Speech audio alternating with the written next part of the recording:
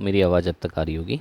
So today we are going to discuss about the Young's double slit experiment. See, this is one of the most important experiment basically. Okay, so you can say this is a proof of interference. Experimentally, how we describe the interference with the help of Young's double slit experiment. It have multiple uses. It used in image processing. Okay, in quantum computing we use this. It is the basic fundamental concept of duality. Okay, so many things we can able to understood with the help of Young's double slit experiment. ठीक है.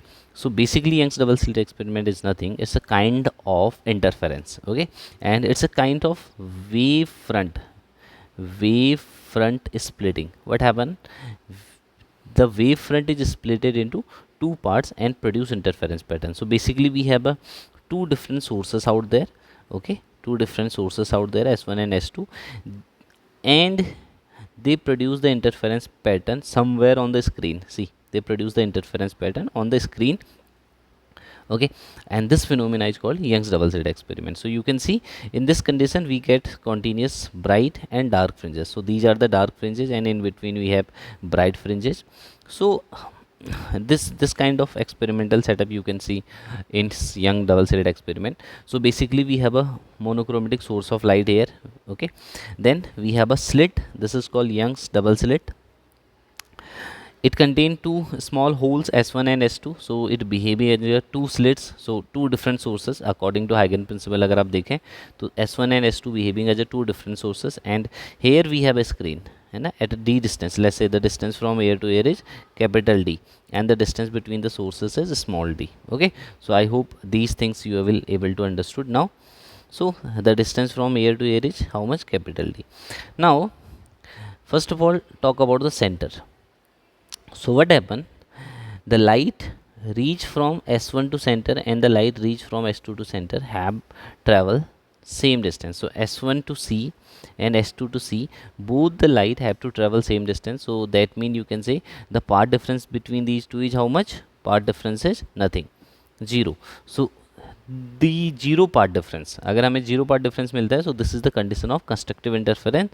So we can say, so at center we get what we get bright fringe or constructive interference. We get constructive interference. Okay, I hope this point is clear. So at center we always get the constructive interference. Now let's talk about the point P here. Here we have a point P. Okay, and the distance of this point P is from the center is yn. Okay, I'm just considering the distance of point P. जो point P है उसकी distance कितनी है? y1 है, n है. So we doesn't know whether it is bright fringe or dark fringe. Okay, so now to define either it is bright or either it is dark, let's say the light ray which reaching from S1 to P and S2 to P. Okay, now you can see in the figure that the light which traveling from S1 to P have traveled less path as compared to S2P. So what we do to find the path difference, just draw a perpendicular on this S2P line. So this part, okay, I'm seeing this point Q, let's say. So S2Q is the basically path difference. You can say S2Q is nothing but the path difference between these two rays. Okay, so what is the value of S2Q? Now let's say this angle is theta. The point P make an angle from the center is theta. So by geometry we can say if this angle is theta, this angle is also how much? Theta. So using the sine formula, so sine theta equal to perpendicular upon this hypotenuse. So it is perpendicular upon hypotenuse, so we get S2Q equal to d sine theta. Okay, this is the path difference for now. So what is this? S2d sine theta is nothing but the path difference between the rays which reaching at point P. So now from figure, since theta is small, so we can say sine theta nearly equal to theta and tan theta is also nearly equal to theta. Okay, we have to assume this. Okay, because we are we considering that we are very near to the central point. Okay, that's why we consider this. So now if this happen, you can say the path difference equal to d sine theta, sine theta equal to tan theta. So from this triangle now, okay, tan theta equal to perpendicular upon base, so it become yn upon base is nothing but d. So this is your path difference between the rays which reach at point P. There are other methods also we can do by the help of triangle method. So many ways are there, but this is the easiest approach. Now we able to find out the path difference? Yes. So we having the path difference now. So now we have to analyze the condition of maxima and minima. So we need to find out the position of bright fringes, or this is called constructive interference. Constructive interference. So in interference we have seen the path difference for constructive interference would be equal to n lambda.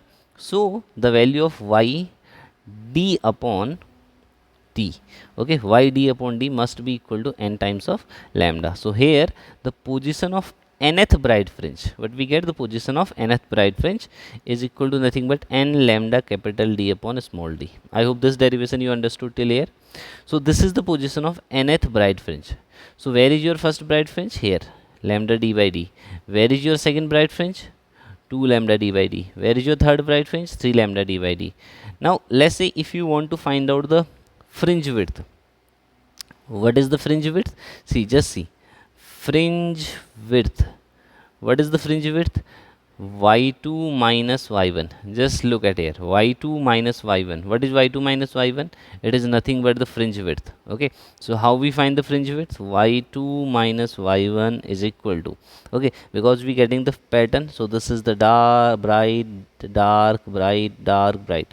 So this is bright number 1. This is bright number 2.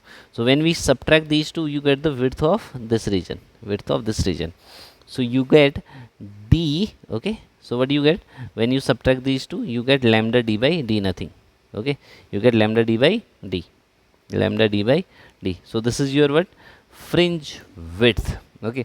Now similarly, if you want to find out the angular fringe width, how we find the angular fringe width? See, so we find the angle equal to arc. This is your arc upon radius. So arc is how much? Lambda d by d upon radius is how much? D. So d to d cancel out, we get lambda by d. This is nothing but angular fringe width. Okay. So these are all the condition of bright fringes. We have understood this.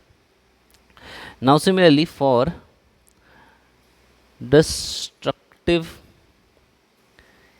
interference.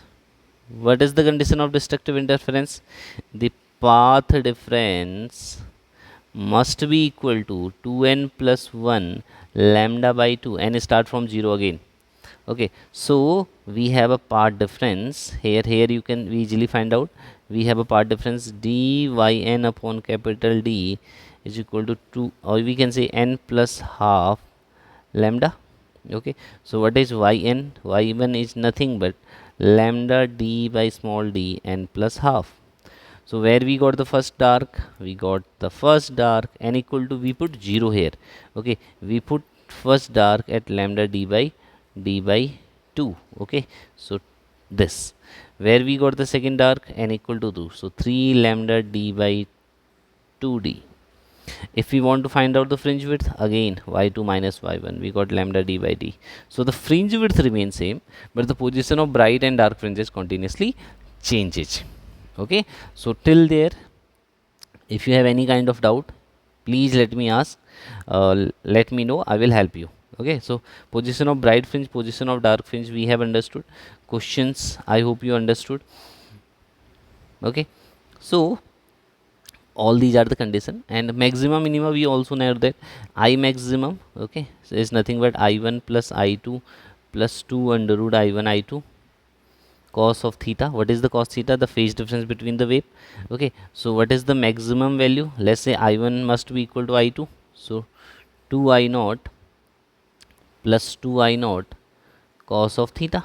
Okay, so you know the formula, it becomes 4I naught cos square theta by 2. If you solve it, you just take 2I naught outside, so it becomes 1 plus cos theta. 1 plus cos theta is nothing but 2 cos square theta by 2. Okay, so what is the maximum intensity? So for bright fringes, the phase difference between two wave for constructive interference, we all know this now. For constructive interference, the phase difference is nothing but how much phase difference? 2n pi. Okay, this is the phase difference now. This is the phase difference 2n pi. Okay, so if it is 2n pi, we put the value 2n pi, so 2 to cancel out, we get n pi, so we always get 4 I naught because cost become 1. So this is the maximum intensity. Okay, the maximum intensity is how much we can easily able to find out. So any question regarding the Young's double slit experiment, you can ask in the comment section. I will there to help you. Thank you everyone. Bye bye. Take care.